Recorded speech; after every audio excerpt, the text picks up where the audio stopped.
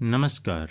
मैं वापस से हाजिर हूँ आप लोगों के बीच एक मोटिवेशनल स्टोरी और एक इंस्पिरेशनल स्टोरी के साथ, जिसका टाइटल ये होने वाला है कि सक्सेस के लिए क्या ज़रूरी है।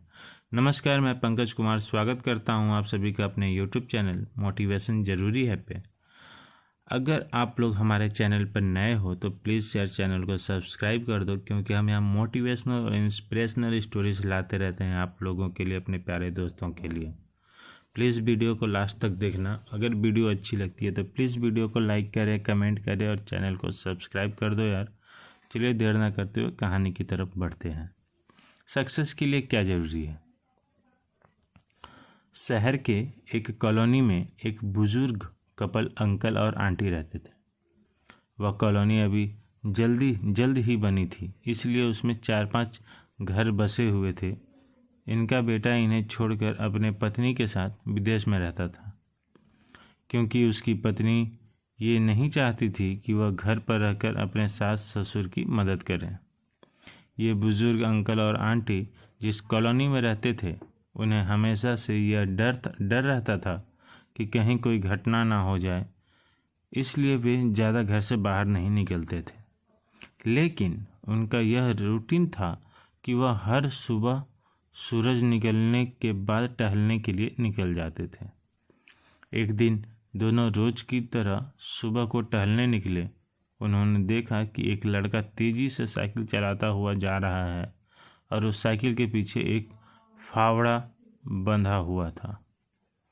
लेकिन उन्होंने ज़्यादा ध्यान नहीं दिए और चले गए।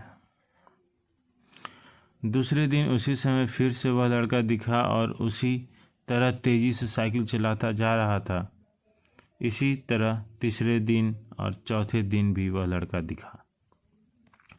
5वें दिन आंटी जी ने अंकल जी से पूछा कि ये लड़का हर रोज सुबह इसी समय तेजी से साइकिल चलाते हुए जाता है।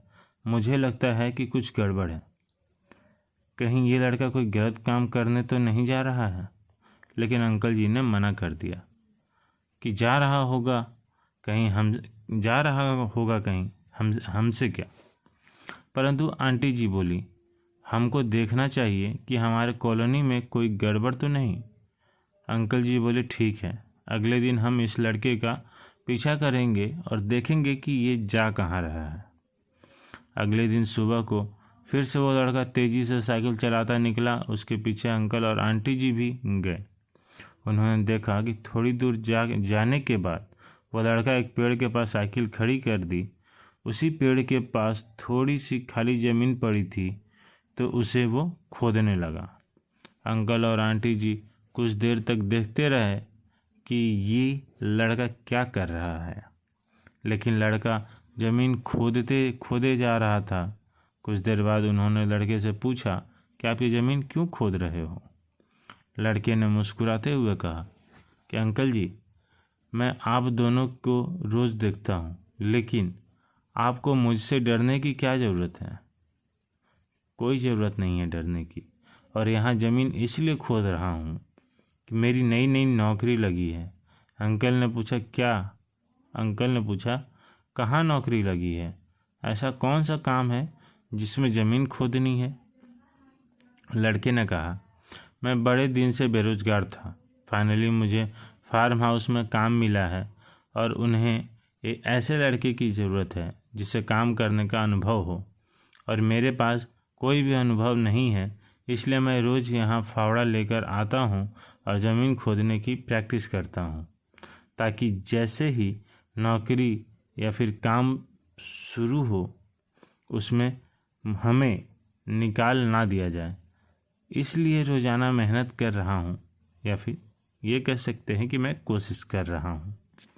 उस लड़के की बात सुनने के बाद अंकल और आंटी जी ने लड़के को आशीर्वाद दिया और बोला, बहुत ही बढ़िया बात है। प्रयास ही जिंदगी में सब कुछ है। यह छोटी सी कहानी जिंदगी में बहुत बड़ी बात सिखाती है। तो अगर हमें सक्सेस होना है तो सक्सेस के लिए सबसे ज़रूरी चीज़ है कि हमें लगातार मेहनत, कोशिश और या फिर प्रयास करनी होगी, तभी हम जीवन में सफल होंगे।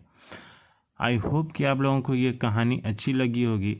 अगर ये कहानी आप लोगों को थोड़ी सी भी अच्छी लगी है तो प्लीज़ यार वीडियो को लाइक कर दो, कमेंट कर दो, और चैनल पर नए हो तो प्लीज़ सब्सक्राइब कर दो। मिलते हैं ऐसे किसी और नए मोटिवेशनल और इंस्पिरेशनल स्टोरी के साथ। तब तक के लिए जय हिंद।